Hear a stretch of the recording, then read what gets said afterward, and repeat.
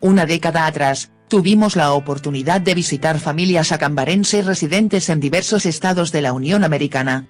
Todas ellas comparten una característica fundamental: llegaron al vecino país del norte durante la primera década del siglo XX. Además, y esto es la guía que nos llevó a posteriores investigaciones, comparten, en palabras de don Cipriano Santos Meza, la dicha de haber nacido rieleros. El rielero es, sin duda, la estirpe más extendida en muchas de las ciudades de mediana población en el centro del país, y en particular, en Acámbaro, Guanajuato, donde hoy en día la definición de rielero ha perdido esa connotación de trabajador tenaz y orgulloso que en palabras de don Porfirio Martínez, maquinista jubilado, se tenía apenas unos años atrás. El rielero se esforzaba por hacer bien su trabajo. Poníamos empeño, pasión por el riel, y sobre todo, por las prietas lindas. Desde el peón de vía hasta el jefe de estación éramos una orgullosa familia, la familia rielera.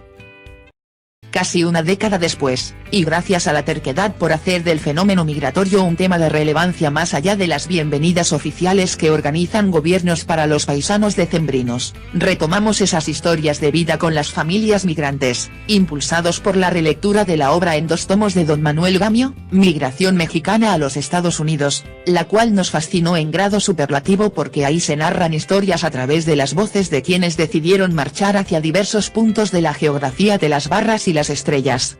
Esta obra nos motivó para contar las historias de vida de los rieleros del lugar de Magueyes y cómo, su estancia en los Estados Unidos, los transformó en los traqueros del medio oeste norteamericano o en los agitatos de California y Minnesota. Cada una de las historias han sido recreadas, armadas y presentadas gracias a testimonios, fotografías y recortes que durante años hemos recuperado a través de donaciones, sugerencias y visitas realizadas en compañía de los paisanos a los sitios referidos, en charlas con las familias protagonistas.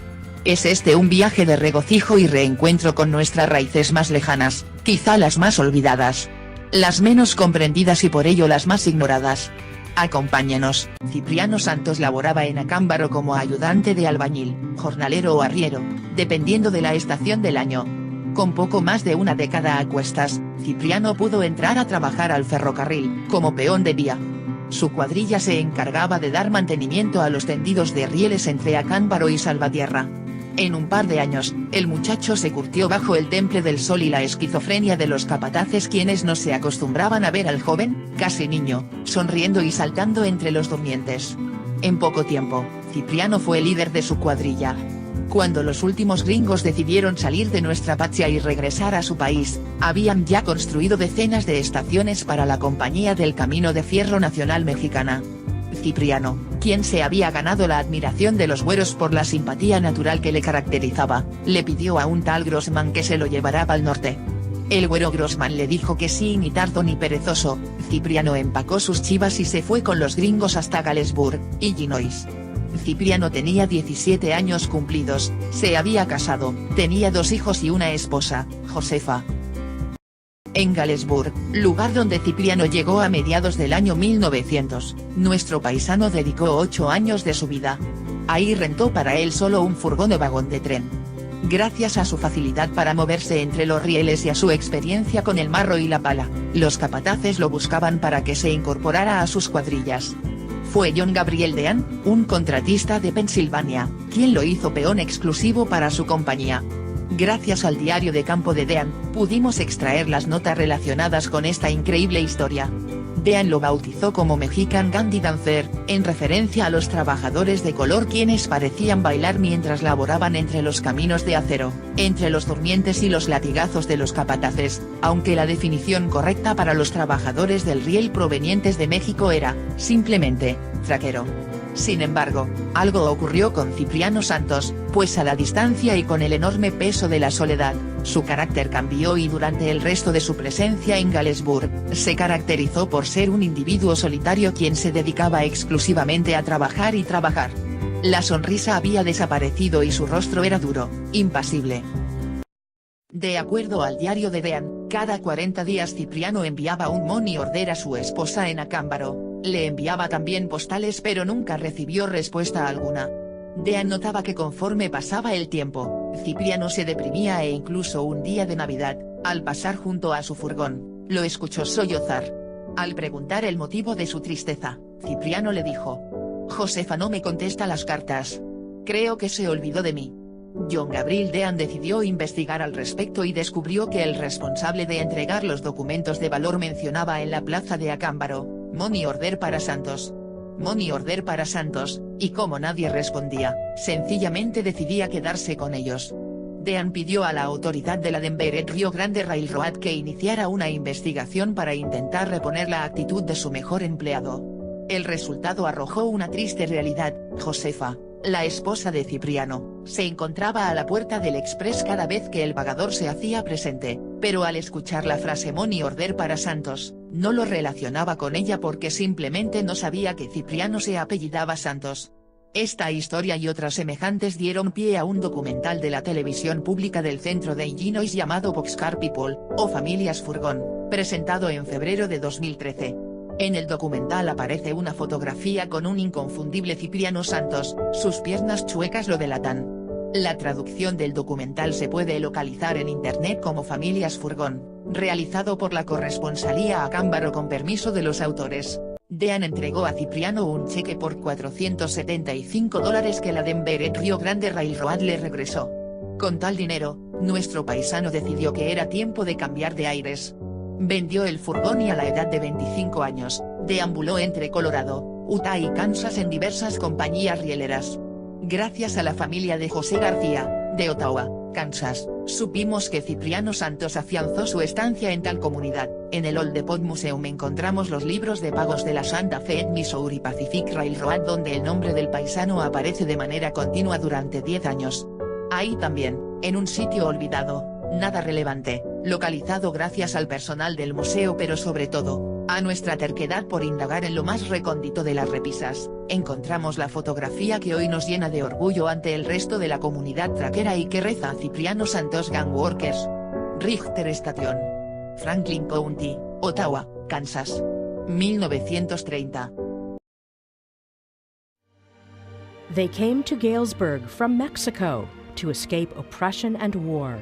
They came for their families. My dad came to Galesburg almost 100 years ago. He never went back to Mexico, ever. He stayed here, never saw his mother again. And they worked hard in a new land. His boots were all frozen. I would take his boots off, his socks were just all in ice. Actively recruited by the railroads, many found their new homes to be boxcars. But we all lived the same in boxcars, you know. Nobody had anything more than the other person. Our life there was a little hard. We didn't have much. This is the story of the American dream with Latino roots. WTVP presents a local documentary about the roots of Galesburg's Hispanic population, Boxcar People.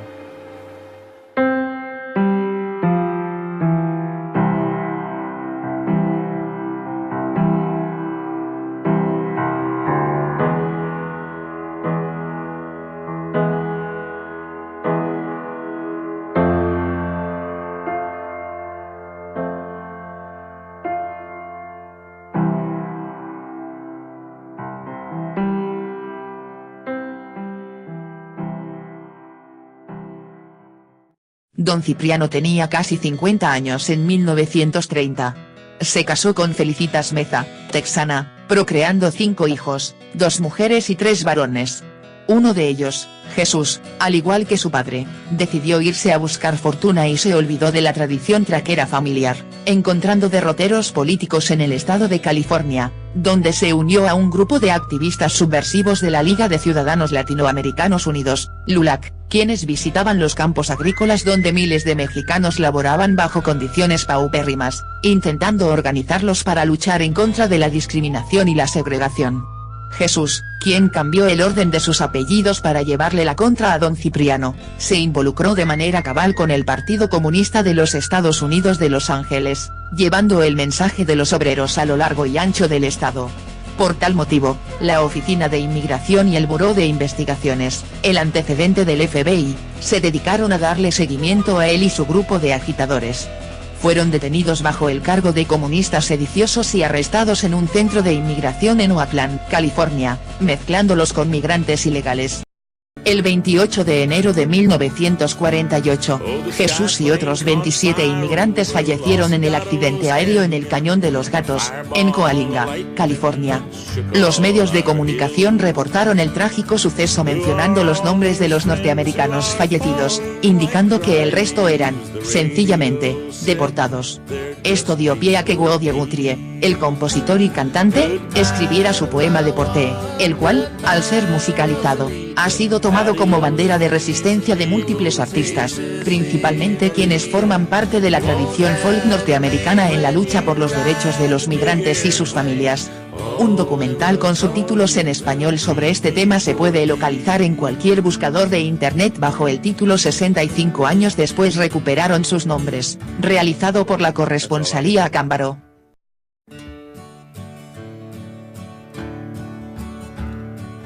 Crops are all in, the peaches are rotting, the oranges are piled in their creosote dumps. They're flying you back to the Mexico border to pay all your money to raid back again.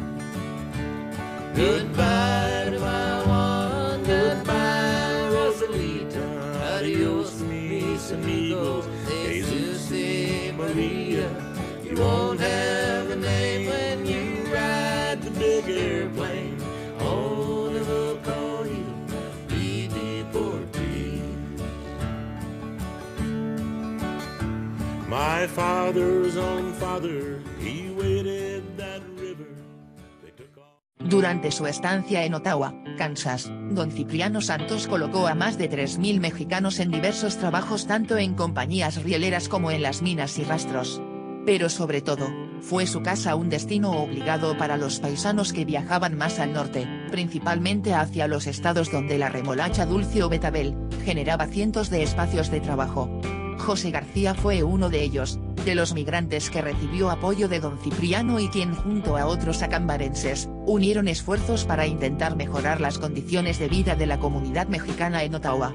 De hecho, su hijo, José García, Jr., nos ayudó a conocer otras familias de la localidad quienes a partir de 1917 se mudan a The Bottoms, una de las colonias latinas y nombran, con el permiso del dueño de la propiedad, a la avenida principal del asentamiento, que en realidad era una vereda junto al caudal del río Marais des Cygnes, como Acámbaro Street, generando un enorme disgusto entre el puritanismo afrancesado de las familias nativas y en particular del Liceo Lydia Sigourney, fundadora en los Estados Unidos de tales entes culturales, quienes solicitan al Consejo de Administración de la ciudad de Ottawa se quite el nombre a tal calle pues tal sitio es un paseo preferido por la comunidad americana y es de mal gusto observar los tendederos de ropa y la mugre inundando las casas del lugar, aparte de los niños corriendo desnudos por doquier.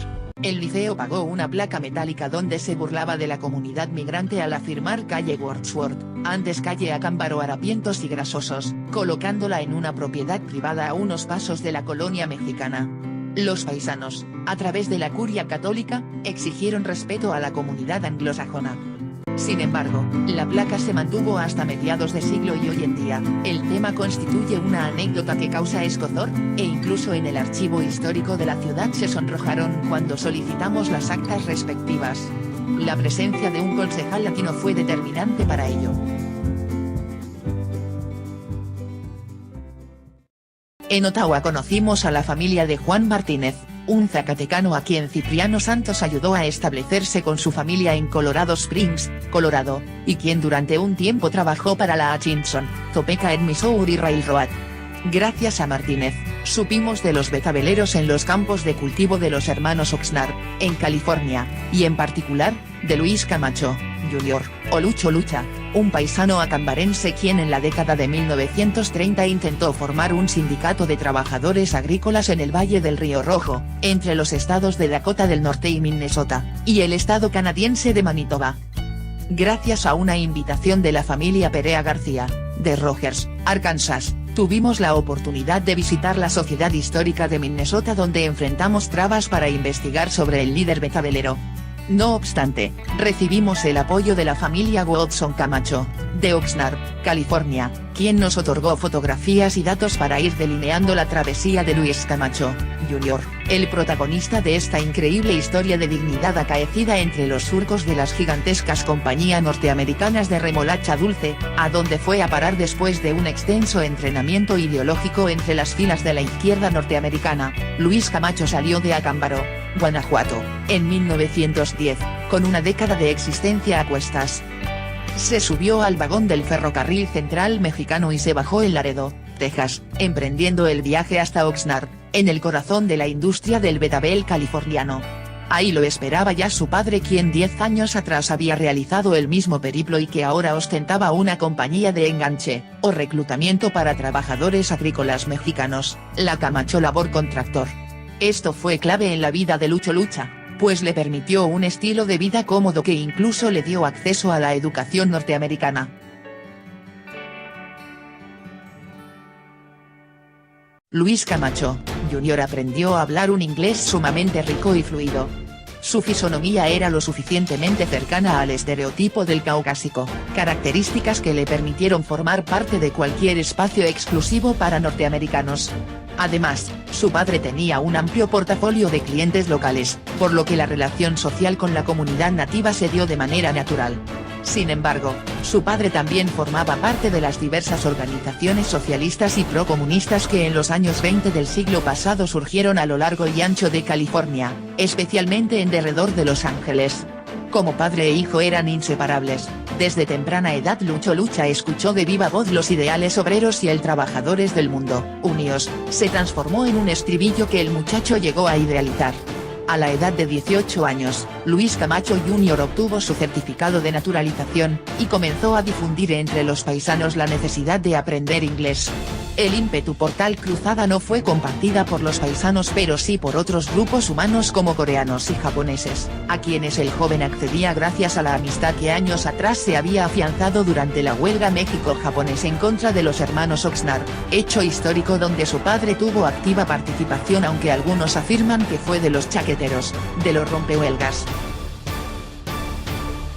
Lucho Lucha fue un referente de las organizaciones de izquierda en California y a sus 27 años, realizaba visitas a diversas organizaciones en Colorado, Missouri y Texas, donde constataba que las condiciones de trabajo de los mexicanos seguían siendo las más difíciles de encarar debido, sobre todo, al desconocimiento del idioma inglés. Durante una visita a Colorado Springs en 1929, con la familia de Juan Martínez, ciudad donde deseaba formar una célula del Partido de los Trabajadores, se encontró con un pariente suyo que recién regresaba de East Grand Forks, Minnesota. El familiar iba hacia Guanajuato y le confió que tenía una propiedad en esta ciudad limítrofe con Dakota del Norte. Le indicó que había miles de mexicanos laborando en las tierras del Valle del Río Rojo y que las condiciones de vida eran, indudablemente, inhumanas por la explotación y racismo a diario sufridos. Sin dudarlo, Luis Camacho, Jr. decide viajar a Minnesota en el año de 1930. Se instaló por unos días en Saint Paul, en la oficina regional del Partido de los Trabajadores, preparándose para East Grand Forks. Durante su breve estancia, se desencantó por los aires burgueses de sus correligionarios, quienes deseaban cambiar el mundo desde las sillas de los cafés y restaurantes de la incipiente urbe repleta de obreros. Invitó a muchos de ellos a viajar hacia el norte, hacia los inmensos campos de betabel donde miles de almas deambulaban repletas de lodo y procesando el oro blanco que los gringos anhelaban. Ninguno de los izquierdistas lo acompañó. Todos le dijeron que debía esperar a que el gobierno estatal de índole socialista, volteara hacia allá. Luis Camacho Jr. llegó a la propiedad de su pariente en agosto de 1930. El lugar era una antigua caballeriza que de ruda manera, intentó ser acondicionada para la vida humana. Sin embargo, toda ella era, simplemente, hatos de heno, mucho heno. Luis decidió que aquella propiedad se llamaría Fordyce, o heno por delante, en un intento porque nunca se olvidaran las condiciones de vida de sus camaradas, esas degradantes condiciones que los impulsaban a transformar su existencia. Fordyce se convirtió en el cuartel general de la Unión de Trabajadores Agrícolas el Maguey, en clara referencia a la comunidad rural acambarense donde Luis Camacho nació. Con poco más de 3.000 afiliados, y con la experiencia en esta clase de menesteres, el Maguey Union intentó afiliarse a la American Federation of Labor para lograr mejores condiciones de trabajo y de vida. Todo marchaba bien hasta que la AFL envió a un visor para conocer el estado de organización del colectivo de trabajadores betabeleros mexicanos. La realidad, una vez más, derrumbó los sueños comunitarios de nuestro paisano, pues el 99% de los camaradas no hablaban inglés. Lo anterior fue comunicado al líder del sindicato a través de un telegrama y aunque el desánimo inundó a la organización, Lucho Lucha se fue a Minneapolis para buscar entrevistarse con el gobernador socialista del estado, Floyd B. Olson, e intentar obtener la licencia estatal como organización sindical. Lucho Lucha estuvo 3 años en Fordyce y sus visitas al Congreso Estatal, a la oficina de la American Federation of Labor local y al Departamento del Trabajo fueron múltiples, haciendo honor a su apodo. Regresó a California cuando murió su padre y ahí se mantuvo luchando por los derechos civiles de los trabajadores agrícolas y en general, de cualquier organización migrante. Un documental sobre este tema lo pueden encontrar en la red bajo el título de Una agridulce remembranza, producido por la corresponsalía Acámbaro. Entre las organizaciones mexicanas de California nacidas con firme intención socialista en los primeros años del siglo pasado, existió una encabezada por briqueros acambarenses. El briquero era el trabajador mexicano que vivía en Eloy Simmons, en lo que hoy son las ciudades de Commerce y Montebello, California, al sur de Los Ángeles. Ahí, a unos pasos de la comunidad, se encontraba la yarda número 3, la galera más grande del mundo. El término, por supuesto, viene de Brillard, fábrica de ladrillo. Se hizo apelativo porque ahí laboraban exclusivamente mexicanos. Entre estos mexicanos existió el denominado Grupo Acámbaro, llamado así por las autoridades norteamericanas que intentaron, sin éxito, transformar el estilo de vida de comunidades como la de Eloy Simmons en el American Way of Life. Tal americanización se fundamentaba en leyes como el Acta Box, una iniciativa proveniente del legislador demócrata texano John C. Box, que obligaba a los migrantes mexicanos a asimilar la cultura norteamericana con todas las aristas que esto conllevaba, costumbres sanitarias, educativas y por supuesto, ideológicas. Cabe resaltar que en pocos meses, tal acta se convirtió en uno de los pilares que la administración de Herberto Hoover utilizó para deportar a miles de ciudadanos mexicanos e incluso norteamericanos con facha de migrantes, más del 60% de los deportados eran residentes legales. El grupo Acámbaro estaba formado por migrantes provenientes de diversos lugares como Jalisco, Michoacán, Zacatecas y Guanajuato. Existía un comité de honor y justicia que era el más radical, pues se erigió como un formidable enemigo que enfrentó directamente el proceso de americanización que buscaban las autoridades en los espacios donde la presencia mexicana constituía la mayoría. En este comité llevaba la voz cantante Miguel Alonso Galván, un migrante que tenía fuertes antecedentes socialistas y formaba parte de la estructura de la junta organizadora del Partido Liberal Mexicano en Los Ángeles, California. Alonso Galván era el más férreo defensor del nacionalismo mexicano y enfrentaba con gusto la segregación racial, las visitas sanitarias obligatorias y las imposiciones del idioma inglés y el protestantismo entre los niños y jóvenes mexicanos. Llegó a los Estados Unidos no como peón, sino como corresponsal de un periódico de Chihuahua que circulaba en el lado norteamericano y tenía la posibilidad, como los Camacho, Don Cipriano y el mismo Juan García, de tener un trato diferente con las diversas instituciones y figuras anglosajonas. Se hizo presente en Eloy Simmons por unos cuantos días para realizar un reportaje, pero al conocer a gente como Gonzalo Blancarte, Epifanio Aguirre, Juan Berzunzolo, Luis Tenorio y Arturo Morales, decidió quedarse a vivir ahí pues la forma de ver la vida por estos hombres lo entusiasmó. Deseaban conformar un grupo de apoyo para la comunidad entera que mantuviera vivas las tradiciones y costumbres de sus antepasados. Alonso organizó el grupo comunitario y descubrió que además, entre los nombrados, había la firme intención de crear una colonia netamente mexicana en el corazón mismo de Eloy Simmons, situación que elevó su interés por mantenerse dentro de la comunidad briquera. De hecho, a partir de 1922, Eloy Simmons se transformó en una extensión del Partido Comunista, alentado por las ideas del propio Miguel Alonso, quien hacía frente a las comitivas enviadas por el Departamento de Salud de Los Ángeles exigiendo la revisión de las mujeres mexicanas en contra de enfermedades venéreas, así como la auscultación de los menores buscando signos de locura y estupidez. El trabajo realizado por el grupo Acámbaro generó controversia entre las autoridades y el público en general, atrayendo la atención no solo del Partido Comunista, sino de organizaciones sindicales regionales y la misma Industrial Workers of the World, quienes focalizaron su apoyo en lo que sucedía en el Hoyo Simons con el grupo de acambarenses que deseaban crear un Shangri-La socialista en pleno corazón del capitalismo. Las familias comenzaron a realizar sus propios plantíos de vegetales y granos, constituyeron una cooperativa y realizaron actividades propias de sus lugares de orígenes. Su actividad no se reducía a lo social, pues intentaron publicar un pequeño panfleto que buscaba emular los días de gloria del periódico Regeneración, de los Flores Magón. No obstante, la falta de disciplina de las familias mexicanas comenzó a ganar la partida al grupo Acámbaro y en poco tiempo, la idea de colonizar parte de California con la cultura mexicana, cedió paso a una propuesta menos ambiciosa, regresar al paraíso acambarense, donde juntos podrían formar la comuna socialista que tanto anhelaban. Así lo establecen los líderes del movimiento, quienes incluso habían escogido ya el terreno para el sueño socialista, la antigua hacienda de San Cristóbal, en el corazón del lugar de Magueyes, Acámbaro, Guanajuato. Esta es una mínima muestra del esfuerzo de los migrantes mexicanos, en general, y acambarenses en particular por transformar su destino. Hay todavía una gran cantidad de historias de vida que esperan ser contadas. Sin embargo, algo está cambiando en las nuevas generaciones. Durante el quinquenio pasado, el número de jóvenes mexicanos incorporados a la educación universitaria en los Estados Unidos fue del 58% respecto a las cifras de las décadas 1990-2010. Esto refuerza el punto de vista de Lucho Lucha, quien tajante, afirmaba, la educación es el único camino para que nuestros migrantes dejen de ser vistos como mulas de carga. Ni más ni menos, admirado paisano nuestro. Ni más ni menos.